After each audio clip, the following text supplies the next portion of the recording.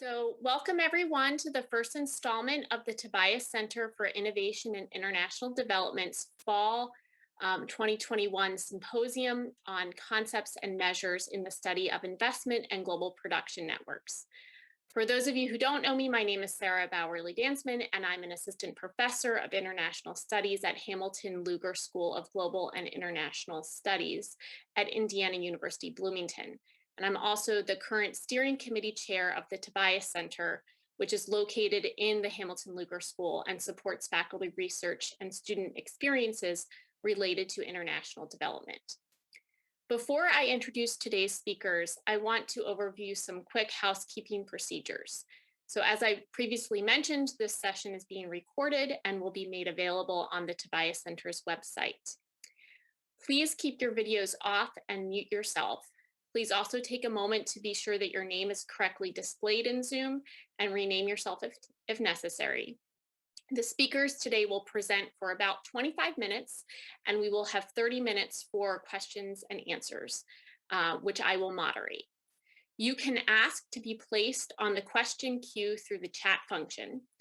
Alternatively, you can type your question into the chat if you would rather not speak, and please reserve the chat for this function.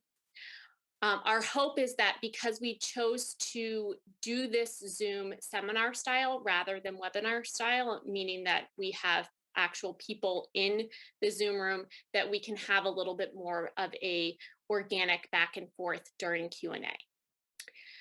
Please also pencil into your calendars our two upcoming talks for this semester.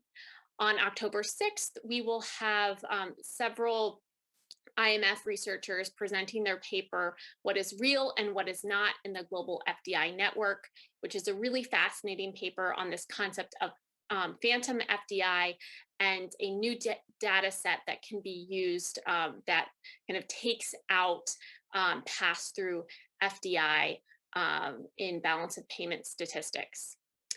On November 3rd, Mark Dallas will be presenting his work, which is joint with Eric Thune, Timothy Sturgeon, and Daria Taglioni on massive modularity and global value chains, moving beyond chains to ecosystems.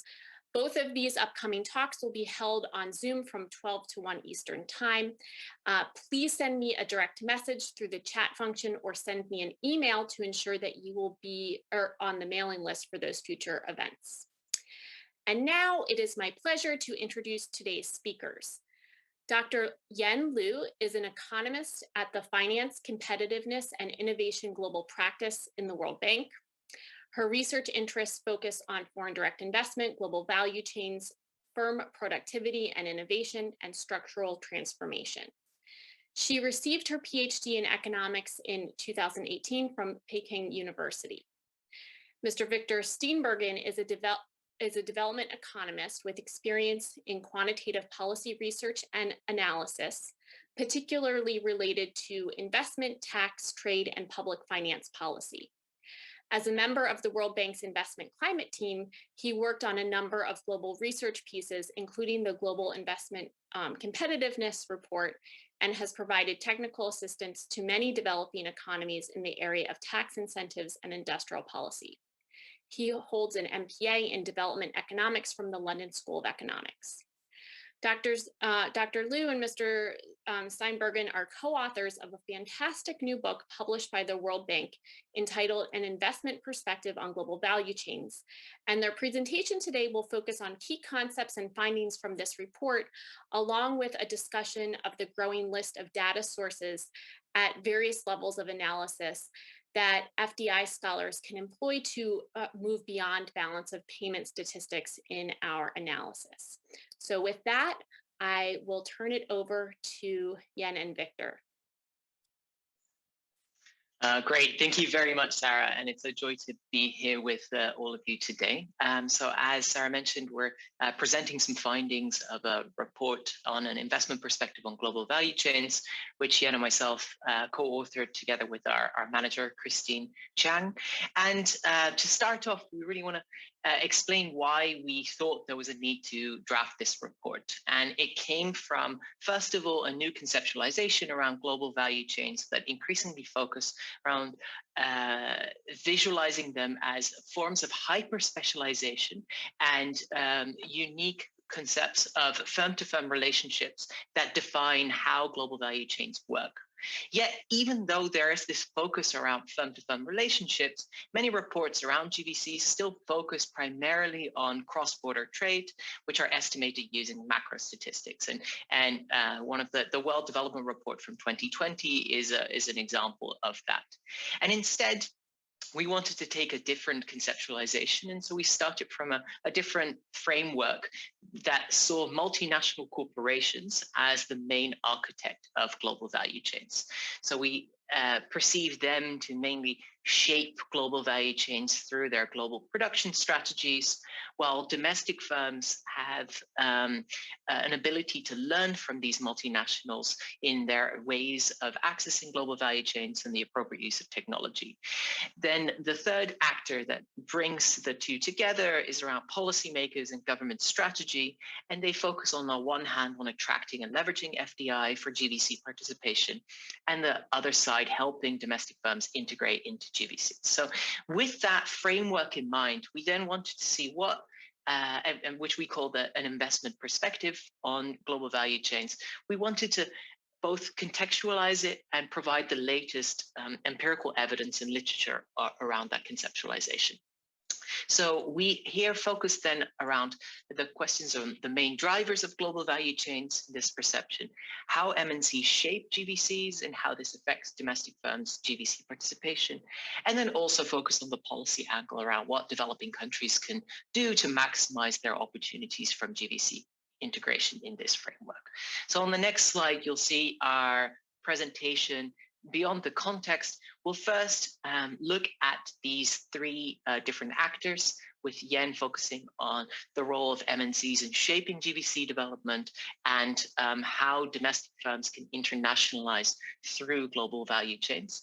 Then finally, I'll talk a bit about the government role in stimulating GVC integration, and we use a set of case studies that provide examples of successful cases from a range of different developing countries that have harnessed the power of FDI to integrate into value chains. Finally, then Yen will bring it back and take a step back and look at what data sets are used and how does research design is influenced by this new conceptualization of firm-to-firm dynamics and the range between FDI and GVCs. So over to you, Yen. Thank you so much, Victor, and hi everyone. It's my pleasure to be here today. Next, I will talk about the relationship between FDI and the GVCs, the role of multinational corporations, and how domestic firms benefit from GVC participation. FDI and the GVC participation are mutually reinforcing.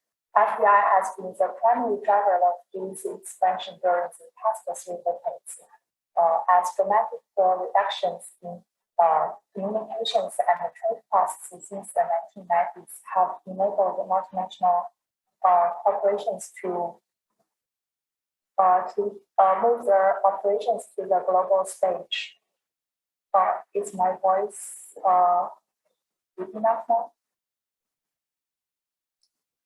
It's just a little bit muffled, so if you can speak a little bit more, if you can maybe increase the volume a little bit, that would be wonderful.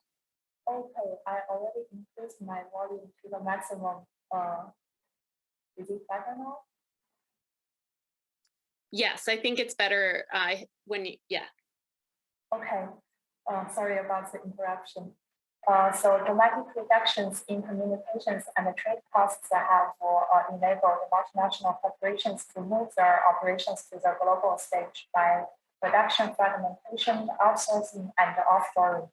FDI also stimulated further GVC entry and upgrading in host countries through spillover effects and agglomeration effects. Countries' importance in the FDI network is highly correlated with their importance in the GVC network. The correlation remains highly significant even when economy size is controllable.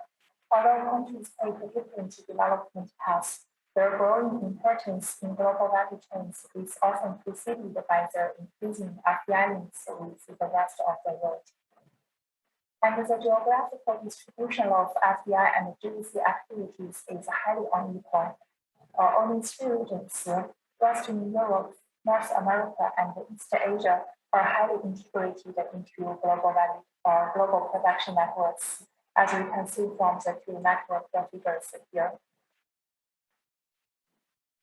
While all countries participate in global value chains, they have different comparative advantages and specialize in different segments and activities. Our report categorizes products and sectors into 6 broad archetypes based on their sector intensity and trade intensity. Commodity exporters are most common in Sub-Saharan Africa and the Middle East. Labor-intensive services such as transportation, hotels, tourism, and restaurants, these are often the dominant GVC archetype in many small island economies. China, Bangladesh, and Vietnam are the 3 largest exporters of labor-intensive goods, which consist primarily of textile, apparel, and footwear. Only a handful of countries, largely from North America, Western Europe, and East Asia, participate primarily in knowledge-intensive goods or GVCs, which include electronics, machinery, equipment, and transportation equipment. And a few highly advanced countries not only are the largest exporters of knowledge-intensive services, but also have the highest without comparative advantage in these archetypes, notably the United States, Germany, Japan, the United Kingdom, and France. Almost all countries that have upgraded their dominant GVC archetypes during the past 3 decades benefited from robust FDI inflows in related sectors. Vietnam is a recent example. FDI inflows in Vietnam skyrocketed since 2006, and Vietnam's exports of labor-intensive goods and knowledge-intensive goods also surged since then. Its electronics exports soared from $4.7 billion in 2009 to more than $100 billion in 2018. Foreign invested firms are estimated to account for 2/3 of the country's total exports. Our report also includes several other examples on how developing countries transform their export portfolio by attracting FDI. Multinational corporations play a dominant role in global value chains. Multinational corporations and their affiliates contributed 36% of global output in 2016, including 2/3 of global exports and more than half of imports. Their dominance is especially pronounced in knowledge-intensive services and knowledge-intensive goods, GVCs, where MNCs account for as much as 90% of global exports. Countries that are major global exporters all benefit from a strong presence of multinational corporations. There is a clear positive correlation between a country's total exports and the share of exports contributed by multinational corporations. In addition, the role of foreign MNCs in exports increases with exports first, then starts to decline once a country's total exports exceed a certain level. As countries learn from exporting and as their economies grow, their domestic firms start to become multinational corporations and become primary exporters. For example, in the United States, Japan, and China, domestic-owned MNCs contribute around 30% of exports, twice as much as foreign MNCs do. However, foreign MNCs still act as primary exporters in small economies with highly liberalized trade and FDI. Multinational corporations have 3 main objectives when organizing their global production networks: lowering production costs, mitigating risks, and increasing market power. Multinational corporations balance their level of control, their commitment of proprietary resources, the type and the level of risks they take, and the costs and the returns of different transaction modes when organizing their global production networks. The three objectives and MNC's business strategies are also inherently interconnected. MNC's business strategies affect the gains that GVCs bring with respect to the distribution of value added introduced to domestic firms, marriage spillovers, and consumer welfare. Some of the largest MNCs have become superstar firms that have huge scales and high skills and innovation intensity. Most of today's superstar firms are from electronics, internet, and media industries. The rise of superstar firms and the increasing market concentration have a real impact on growth and distribution. On the one hand, superstar firms are more productive than other firms. We promote productivity growth and innovation. On the other hand, the gains of these firms are distributed unequally across locations between capital and labor and among different firms and workers.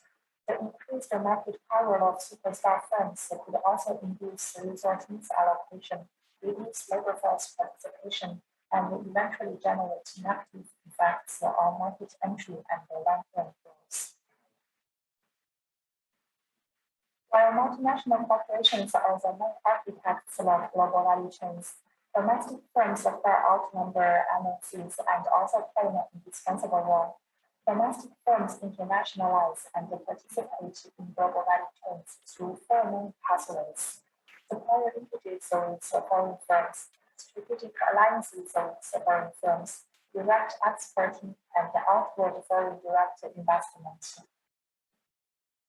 In practice, these four pathways are not mutually exclusive, but often build on each other to help domestic firms gain the necessary technical and commercial knowledge to internationalize. Each pathway also has different objectives and prerequisites. There is also a relationship between a GVC's characteristics and the likely pathways by which domestic firms enter it.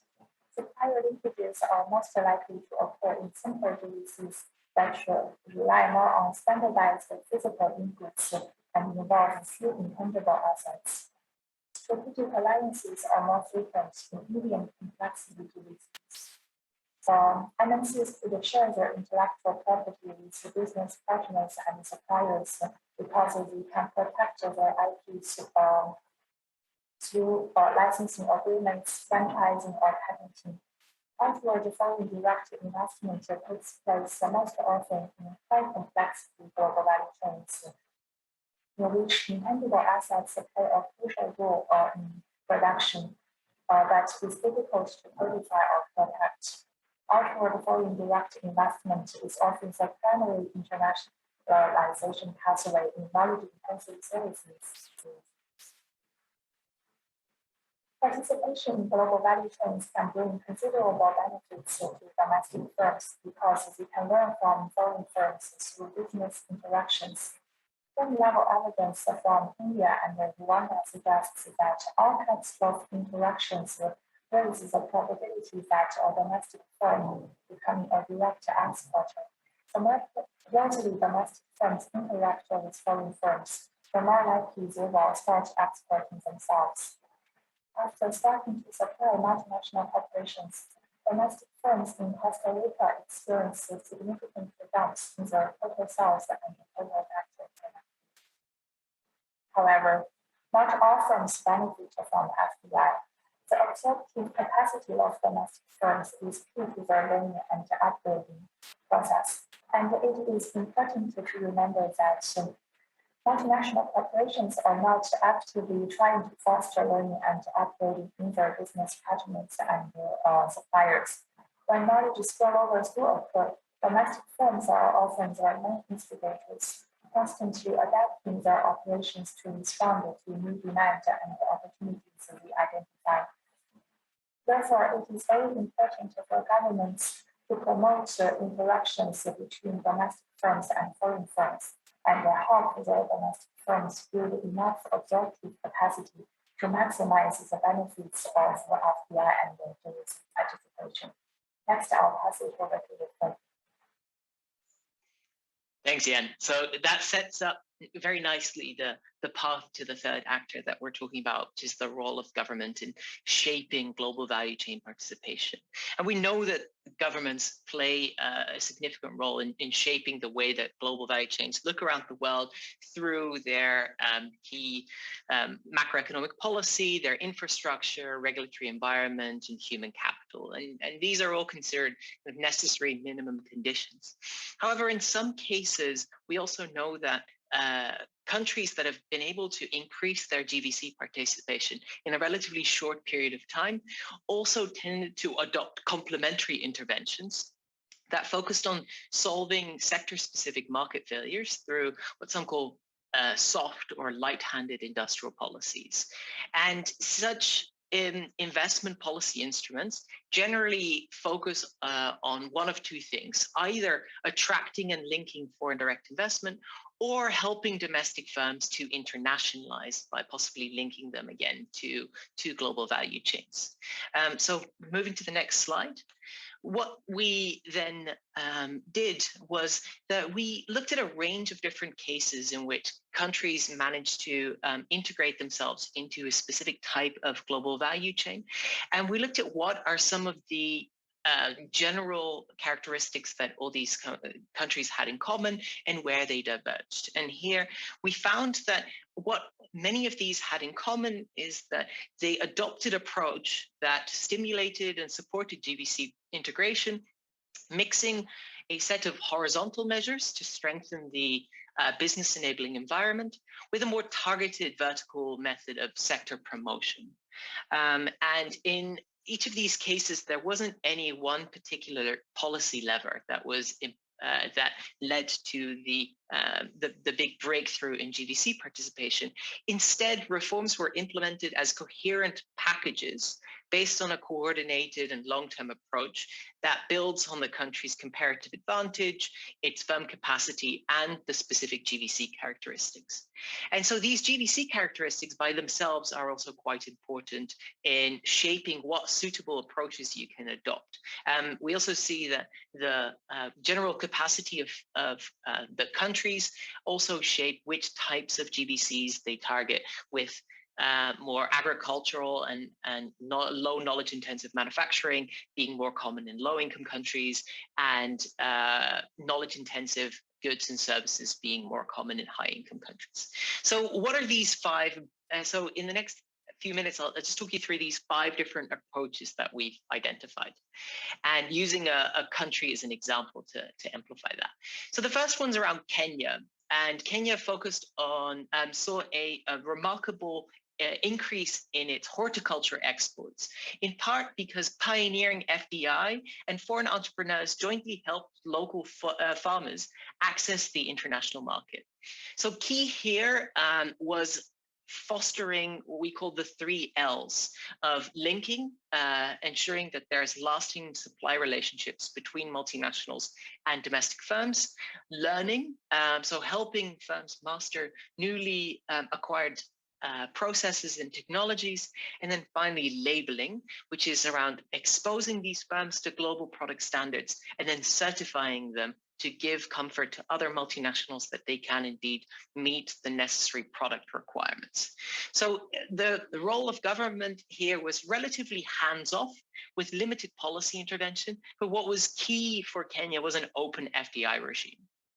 Now, over time, as Kenya's horticulture sector developed, it started, the government became more important in establishing an enabling ecosystem of regulation, advocacy, and extension services, but this was also very much built up in collaboration with a new organizational body around horticulture.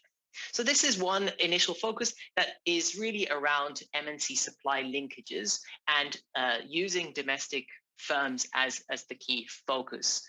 The second case in Honduras is a kind of flip side of this, where here there was an interest in simulating the textile and apparel industry, and the primary way of doing so was by attracting export processing foreign investors to move into the apparel space.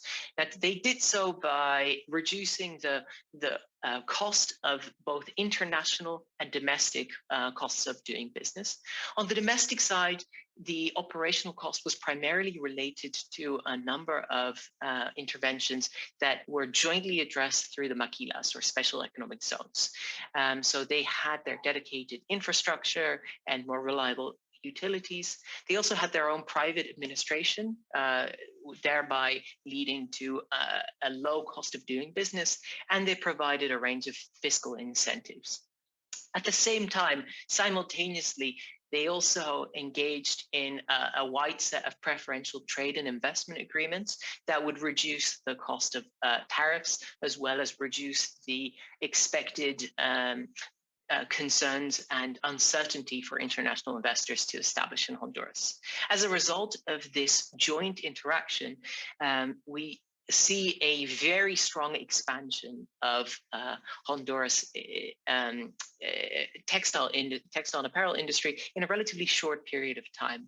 However, we do also acknowledge the limitations that come from this kind of special economic zone approach, where it has created a dual economy with limited backward linkages to the rest of the Honduran economy.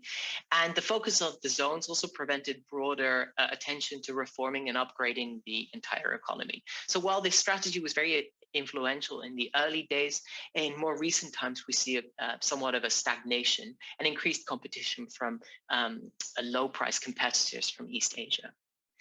Now, a third example that we think is important to bring about when it comes down to leveraging FDI to stimulate GVC participation comes from Malaysia. And Malaysia was kind of unique in the early 60s and early 70s by being a very proactive supporter of investment promotion that explicitly targeted a small number of superstar firms. And these firms, such as Intel, such as Hewlett-Packard, were they were jointly referred to as the 8 Samurai. Then Malaysia was able to build on a strong foundation that included low-cost labor, technical capabilities, strong capabilities in the English language, and political stability, and then combined that with proactive investment promotion and facilitation that reached out to these 8 samurai and provided targeted facilitation, tax incentives. And all of this was only possible because of high-level political support at both the federal level and the state level. And as a result, we saw that a cluster started forming in Penang Special Economic Zone that then provided the initial impetus of electronic and electrical exports. And then through a combination of linking programs and workforce development initiatives, as well as evolving incentives programs, the economics cluster in Penang has gradually expanded and shifted towards higher value activities. So this is another focus, and again, primarily focused on attracting FDI. And using that for the cluster. Moving to the next question. A fourth approach then actually again shifts the focus a little bit and concerns the issue of Mauritius. And the interesting part around Mauritius is that partnering with foreign firms was very essential to upgrading the tourism industry. But before they did so, they focused on establishing their own domestic industry through a relatively protected infrastructure, but making sure that land was well distributed among domestic players, and that governments facilitated the stimulation of hotels through provision of basic infrastructure, air access, and country marketing. And the focus here was on Mauritius as an upscale tourism destination. Now, once the industry had become viable and was growing in the early 2000s, FDI was then liberalized, primarily in the field of hotels, and promoted quite extensively.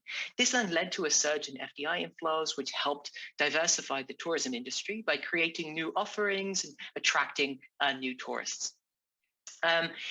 Much of the FDI that was then focused on the benefit of FDI came to the partnership between MNCs and domestic firms, and foreign firms then offered training programs and help domestic firms upgrade through transfers of skill, expertise, and technology. Now, finally, I'll just say a few words because we're running out of time on the final case of Korea, India, and China, which is around outward foreign direct investment, where we see this is increasingly important in the field of the digital economy. And here we saw three main pillars that were critical in all three cases. These related to large pools of technical graduates, investment in R&D, and proactive policies to stimulate outward foreign direct investment to acquire new technology and explore new markets. So maybe with those words, I'll pass it back to Yen around what this study taught us about the use of data on FDI and GVCs. Thank you, Victor. Finally, I will spend a few minutes to talk about available data sets and how we can shed light on different research questions. Here I listed some of the most commonly used data sets on trade and FDI. These are organized from the macro to micro level based on the granularity of their observations. Trade data is almost always more available, more disaggregated, and internationally comparable than FDI statistics. That is probably one reason that many GVC studies only rely on trade data, and many people often think of global value chains just as a trade issue. The UN Trade database provides bilateral trade statistics on very disaggregated product level. However, it doesn't reveal where value added is created. To track the distribution of value added across countries in different industries, researchers have developed several inter-country input-output tables. The World Input-Output Database, WIOD, and the OECD Trade in Value-Added Database, TIVA, are the two most frequently used datasets for macro-level GVC research. WIOD and TIVA allow users to understand how much value added in Industry 1 in Country A contributes to Industry 2 in Country B. However, WIOD and TIVA only cover a few dozen countries, and the current WIOD is only available for 2013, while TIVA covers 2005 to 2015. The Untitled GVC database covers 189 countries from 1990 to 2018, but UORA uses algorithms to fill missing values for many countries, so it can be less reliable than WIOD or TIVA database. These inter-country input-output tables are only available at the bilateral country industry level. So relatively close industry classification also makes it difficult to understand the intra-industry GVC activities. Compared to trade statistics, FDI data is less available and comparable. At the country level, Untitled compiles countries' aggregate inward and outward FDI flows and stock since 1970. IMF balance of payments data also show countries' FDI inward and outward flows. IMF CBIS data and the OECD BPM4 database could show bilateral country-level FDI statistics on an immediate partner basis. Industry-level FDI data is hard to find and even more difficult to harmonize across countries. The International Trade Center compiles industry-level FDI statistics across countries, but it only covers a limited number of countries, and the level of granularity and time span can also vary widely across countries. Many central banks publish such datasets, but the frequency, methodology, and industry classification can also be very different. The OECD AMA database breaks industry production, value added, and trade in a country industry by the type of firms. It has three types of firms: foreign-owned multinational enterprise, domestic-owned multinational enterprise, and other domestic firms. This is very helpful in shedding light on the contribution of foreign firms and multinational enterprises in industry production and trade. However, it's only available between 2008 to 2016 and only covers about 60 countries. Bilateral country industry level FDI data is more difficult to obtain.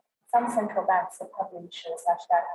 Except for official statistics, FDI markets data and the definitive merger and acquisition data track the greenfield and cross-border merger and acquisition announcements from news media and other sources to compile project-level FDI statistics. However, investment amount is often estimated in these two data sets. The announced investment amount is not for that particular year, but for several years, and some announcements may never materialize. At the micro level, firm and the transaction level data sets are becoming increasingly available. Such data sets can be used to study both trade and FDI at the firm level. World Bank's enterprise survey is an internationally comparable firm level data set that has information on firms' trade and GVC performance, foreign ownership, and many other aspects. But it primarily surveys SMEs, and we also have Billy Van Dyke's Orbis database that contains rich information on firms' ownership structure and the financial performance of large firms. Other than this Pandora database, Bloomberg supply chain database, and country-level data sets such as customs data and VAT data can allow researchers to study global value chains at the transaction level. Different data sets can answer different research questions. The UN trade database can show trade in raw materials, intermediate inputs, capital goods, and final consumption goods. Inter-country input-output tables can be used to trace value-added trade flows across countries and so on. For time's sake, I will probably skip this slide and go directly to questions. Thank you. Thank you, Yen, and thank you as well, Victor, for a really fascinating discussion. Right now, we're going to open up, and please keep that particular slide up, because I think that I can imagine there will be many questions specifically on data as we move beyond balance of payment statistics. It becomes harder. It's not quite as easy to kind of have an off-the-shelf solution. And so moving forward, getting some insight from you all on how to make these data sets work together would be very useful. We're now going to open up the queue to questions. So please indicate in the chat if you have a question.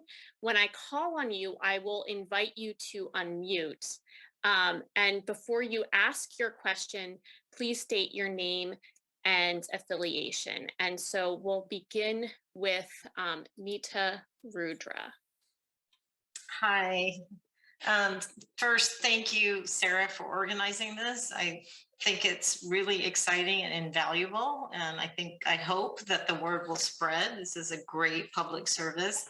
I appreciate the presenters, the information that they were giving us. Unfortunately, I couldn't hear part of it, so forgive me if I ask a question that's already been answered, but super exciting to have access to this kind of, a window into data sets that exist that we haven't heard of and have been desperately searching for.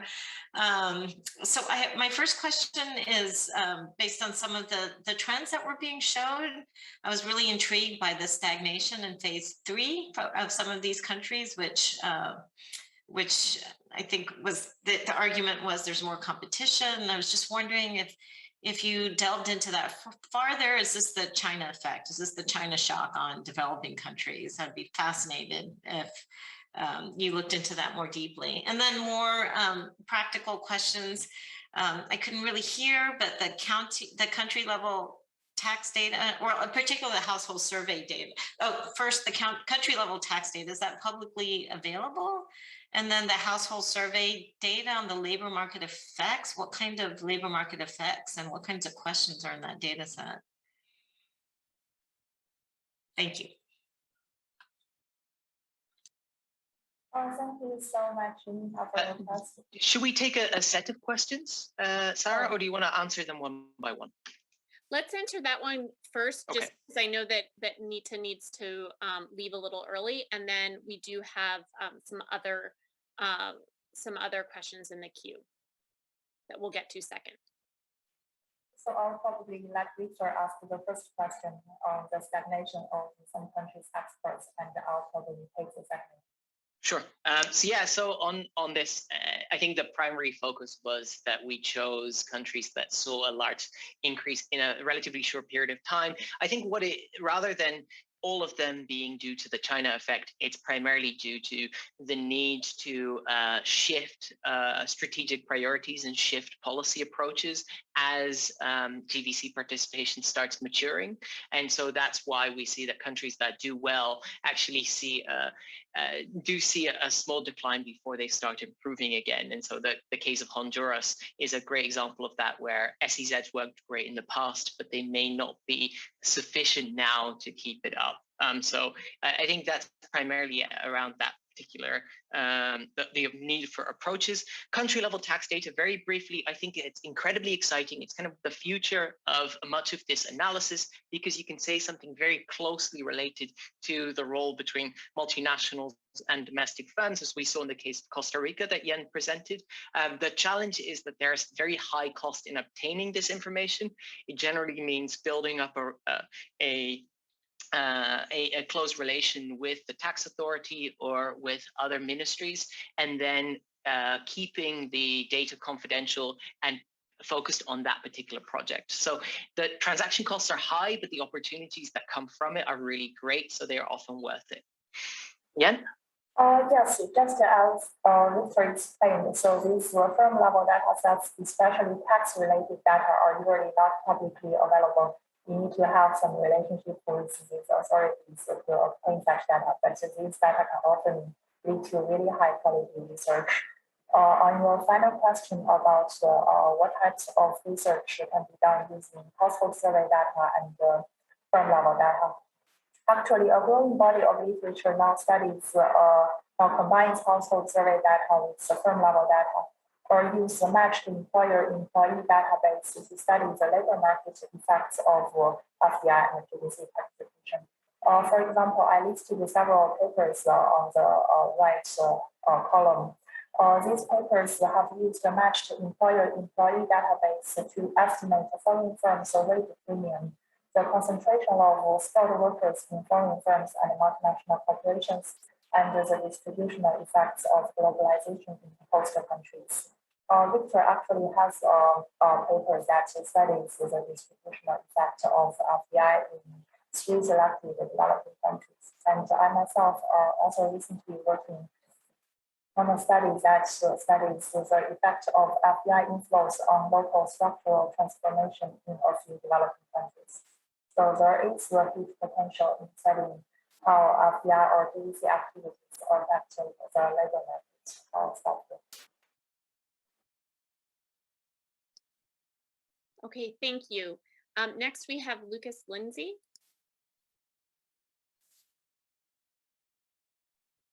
Hello, I hope you can hear me. Yes, we can. Great, excellent. Well, thanks so much, Jan and Victor, for a great presentation. I really enjoyed it. And in particular, the last 2 slides with the overview of the data sets is really terrific. So thanks so much for this. So I have 2 questions. So the first one is about very early on in your presentation, you showed these networks of GVCs compared to the network of FDI, which I found really fascinating. And that I remember correctly, it suggested that the role of the United States is much bigger in FDI compared to Germany, while Germany is much more important in the case of GVC. So I was wondering if you can say a little bit more about how these are measured and what is driving these differences, maybe illustrating this Germany versus US examples. So what are the different measures and why do they look so different? And my second point is more a general comment, which I think you make a very strong and sophisticated case for the promises of success of FDI, but I did leave me a bit worried whether you may be telling only one side of the story, and that's both in theory and empirics. Surely there are many examples where it has been successful, but there's also many examples where trying to promote FDI has been much less successful, and both in the theory part, but also in the case studies you select, it seems that you're selecting only kind of success stories. And I wondered whether it is not also important to also give more emphasis and attention to cases where it has failed, because we can probably learn just as much or maybe even more from places where it has not worked out so well. So I'd be interested if you can say a bit more about that. So thanks again for excellent presentation. Those are such big questions that I think you should address them head on before we add more to the pile. Okay, thank you so much, Lucas, for your excellent questions. Yeah, I'll try to answer the first one.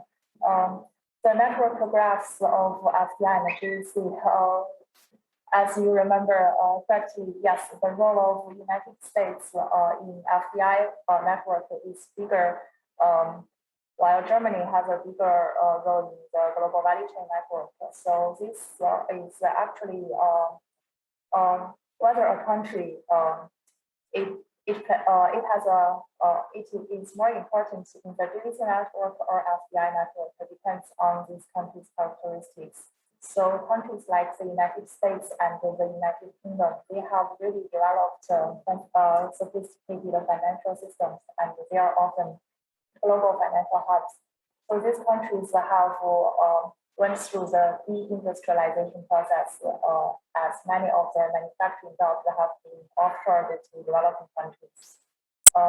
That's why the US and the United Kingdom have a relatively smaller role in GVC network than in FDI network, while countries such as Germany and Japan, these countries are also highly advanced, but they have managed to maintain a high share of manufacturing value added and employment. And their financial sector is relatively less developed than their manufacturing sector. So these countries tend to be more central in the GVC network than the FDI network. Hope that answers your question. Probably Victor wants to answer the second one. Sure. Yeah, Lucas, I think that's a very fair question around only focusing on the success cases. And that was very explicitly done for two reasons. The first one is the kind of Anna Karenina principle, where all happy families are like, but all unhappy families are unhappy in different ways, right? So we thought it presented a useful storytelling framework to focus on these successes. That said, we're very aware of the limitations that exist and the many failures that exist around the world. And so in the report itself, we delve through these individual instruments that have been used and explain why they often aren't as successful, either because they're used by themselves or because they're used inappropriately.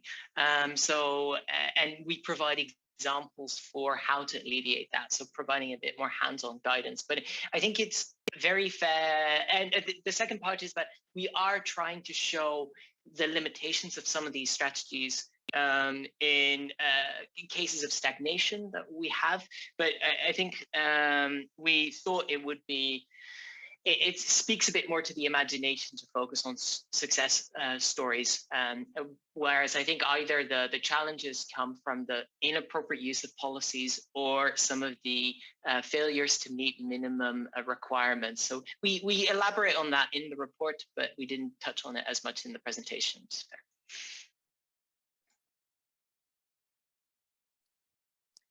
Okay, our next question will come from Mufasa Bekshir, and I need to find you in here to ask you to unmute.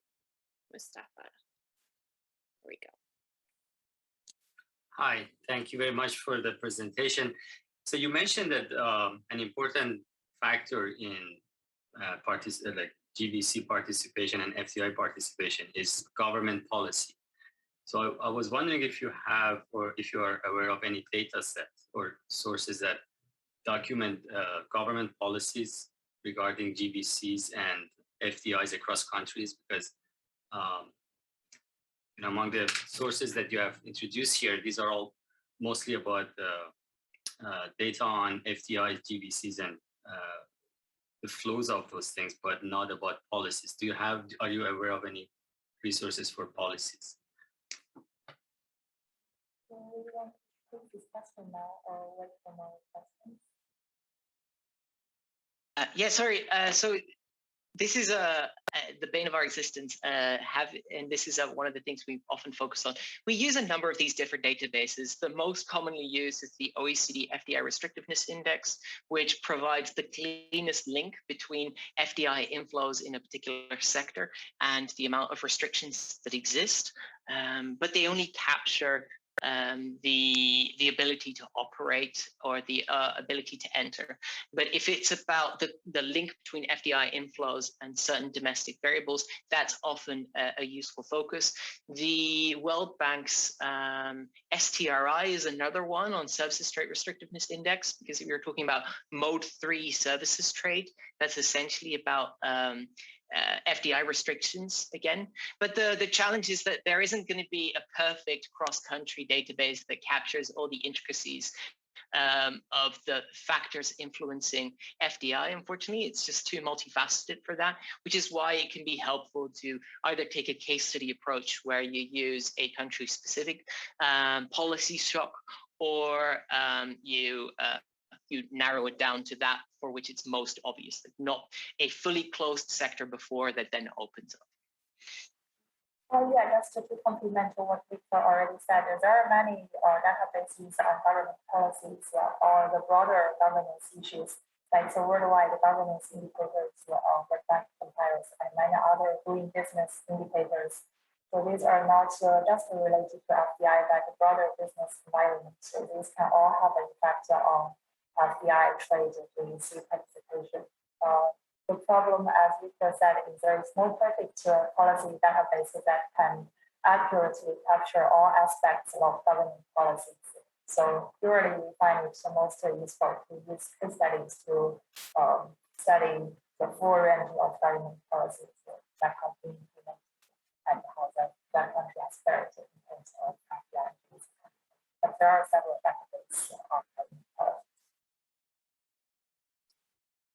Okay, so we have about 8 more minutes left, so probably time for 2 or 3 more questions.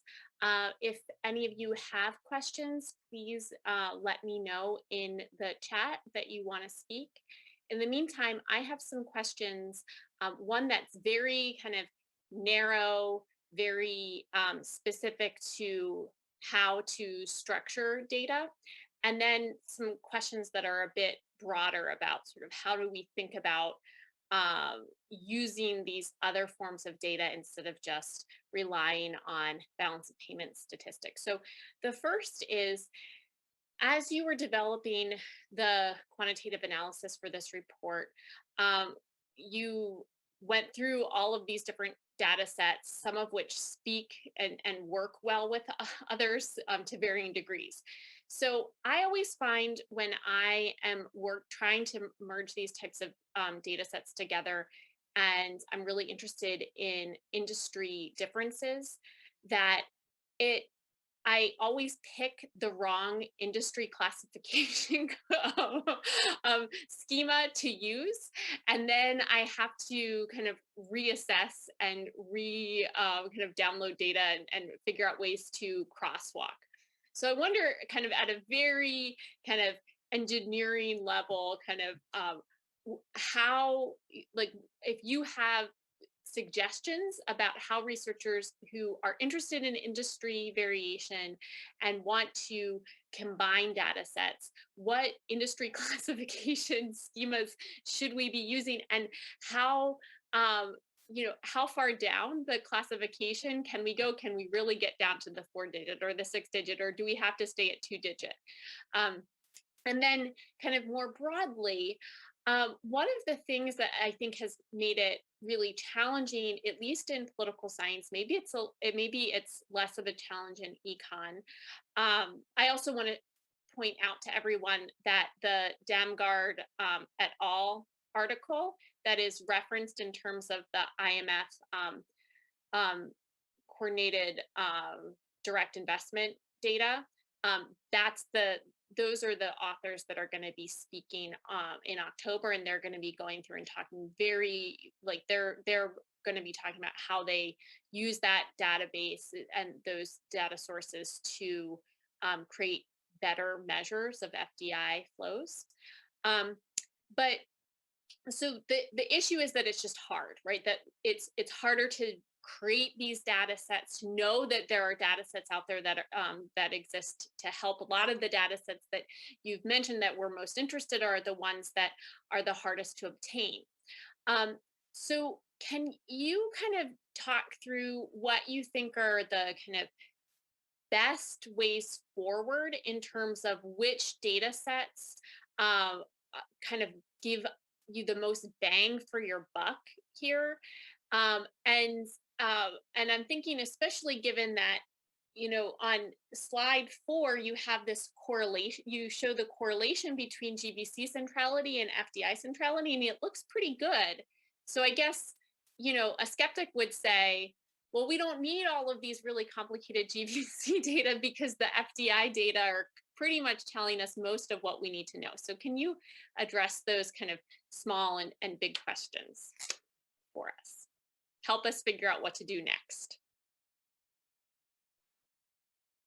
Thank you so much, Sarah.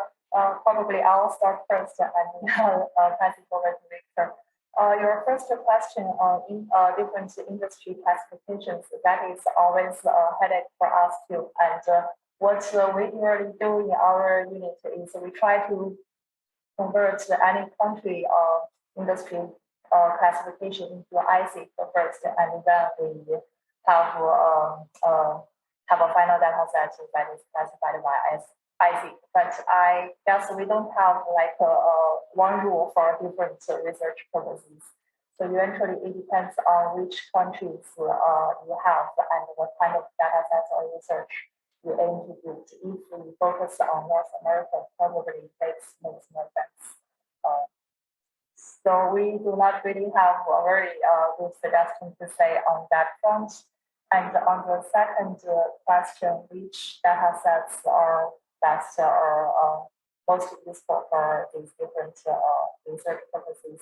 I guess it also depends on what kind of questions we're trying to answer. So as you just mentioned, the Steenbergen and Fiscal authors, they looked into these bilateral FDI data sets and they find huge distortions in FDI statistics because of tax evasion and tax avoidance activities. So they produced some adjusted FDI statistics based on ultimate investors. And that's what we used to produce our FDI networks in this report. So the high correlation you see in slide 4 is actually using real GVC centrality and adjusted FDI centrality. That's why the correlation seems strong. If we use FDI statistics as given, then the correlation will be weaker. Yeah. So maybe I'll come in here also for the sake of time. So on structuring the data sets that you see here, every single one of those has a slightly different sectoral classification. So I have not had any project basically that I've started where I did not end up creating some form of concordance table to go from sector A to sector B. We tend to, as Yen says, tend to use ISIC. ISIC 2 is like the most commonly used. Sometimes you go to the 4-digit level, and then you got to make sure that it's ISIC like 4 rather than ISIC 3.1. So there's no real right solution there. I would say try to focus as disaggregated as you can, but making one of the downsides of putting together different data sets is that you've got to go for the lowest common denominator. So that's you got to be pragmatic on that. In terms of what data sets give you the biggest bang for your buck, I think that there are two fundamental distinctions that Yen presented as well. One is the macro data sets, the other is the micro data sets. Micro data sets are great for showing how really closely capturing causality. So showing how firms learn by collaborating with other firms, for example, I think is much better done at the firm to firm level, and then using really data intensive transaction level data gives you a really amazing story to tell. At the same time, it's not very appropriate for telling macro level dynamics, for saying something about aggregate statistics or trends. I think where the data, where the research is going, I feel that both Yen and I tend to lean very heavily on the trade economics literature. The trade tends to be about 10 years ahead of where FDI analysis is. So where they go, we try to go. So I think combining, where possible, macro and micro lenses, for example, using shift chairs where you're looking at the intensity of FDI operation in a particular sector region, and using that as your target to link to more a higher level outcome variables around employment or output, I think is incredibly rich and has a lot of potential for the new types of analysis. I think if you're asking big questions around policy, that's probably where you're going to find them. If you're asking more micro questions around firm dynamics, I think it's all about transaction level data. So the burden is going to be on more data rather than less, unfortunately, but there's still some flexibility in which angles you choose and how to focus. Okay, well, thank you. Well, we are at time. So thank you to those of you who stuck in until the end. We appreciate your presentation, Yen and Victor. I've learned a lot. It's nice to also talk through the challenges of these data and really get a better sense of what is possible with the data, as well as what we'd like to see happen in the future. So maybe someone on this call can submit a really big NSF grant, as Insong, who is on this call, has done and developed some really good data on the trade side. So, so thank you to everyone. And we look forward to seeing everyone next month, where we will talk about phantom FDI. I'll stay on for a few minutes.